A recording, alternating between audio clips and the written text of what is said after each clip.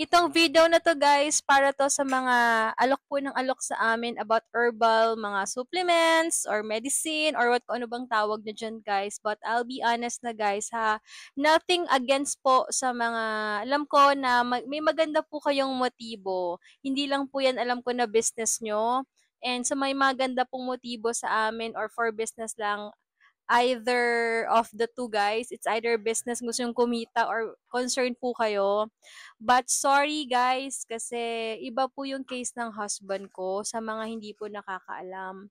Check nyo na lang po yung mga videos ko at ganun po, nagka-seizure po siya after a year.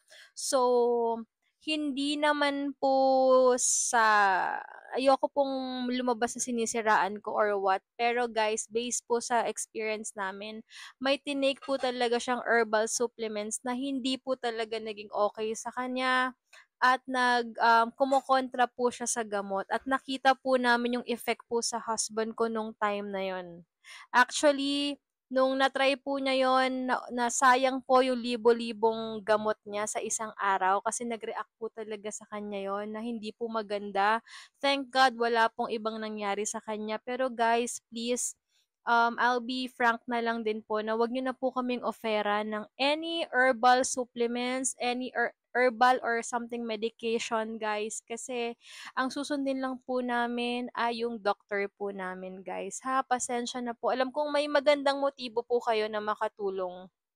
But, yung mga halos po karamihan, yung mga herbal supplements po, kaya nga po supplements po siya, common sense din po, hindi po siya medication. So, mas okay po siya kung idadagdag niyo lang po siya sa diet niyo, pero hindi po siya guarantee or 100% na for name na herbal supplements po siya. So, ano lang siya, nag-a-add lang po siya ng benefits lalo na kapag hindi naman tayo pala gulay or hindi tayo pala kain. Pero it doesn't mean makakagamot po siya kasi hindi naman po nagamot yung husband ko.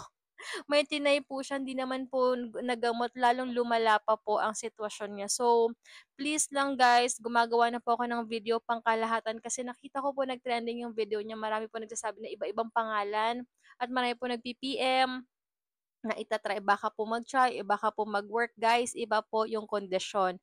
At guys, maging wise po kayo sa pinopromote yung produkto kasi supplement lang po. Kung sinabi po yung medical or something na medicine po or medicine yan, baka maniwala pa ako. Pero kung supplement lang po siya, maging wise po tayo. Okay guys, huwag lang tayo after sa money. Lahat po tayo gusto natin kumita pero mas marami pa po tayong marami pa po diyan na pwede po tayong kumita na hindi po tayong nagmumukhang tanga o nanloloko guys. Sorry for the word pero wala po akong ibang word for that. So, marami naman pong mga pwede tayong i-business pero wag po tayong para nanloloko or parang nagse-self-heal or kasi parang 'pag sinabi mong nakakagaling 'to parang nagfi-feeling doctor na po tayo. Pero 'di ba guys, to be honest, yung supplement is supplement lang po yun. Wag po tayo mangako sa tao na nakakagaling kasi hindi po siya medicine. 'Pag medicine, go, sige, 'pag sinabi ng doktor. Pero 'pag supplement, kaya guys, intindihin niyo po ako kasi may na-experience po ako na hindi maganda sa husband ko. Kaya medyo na-G po ako sa mga ganyan, to be honest guys. And ayun, minsan mag-isip po muna tayo bago po tayo alamin po muna pala natin yung kondisyon ng isang tao bago po tayo magbigay or mag-alok po ng mga ganyan. Kasi hindi lang naman yun eh. May iba-iba pa, may sinasabi pa silang iba eh. Hindi lang siya isang brand eh. Pero maging wise po tayo, kaya po tayo binigyan ni God ng wisdom, guys, para gamitin po natin siya. Alam ko po na kailangan po nating kumita guys, pero may wisdom po tayo. 'Di ba? Kaya nga rin po tayo nagsisimba kasi para mag-gain tayo ng wisdom, eh, kaya tayo ma-experience. So, tigilan niyo tigilan na po natin yung pag-aalok na magmumukha po tayong ano yun, alam niyo po yun. Hindi naman, walang masamang kumita ng pera, naiintindihan ko yan guys, pero mag-isip po muna tayo bago tayo mag-alok sa ibang tao. So, yun lang po guys. Thank you so much. Sana po naiintindihan niyo ako. Kasi alam ko rin po yung sinasabi.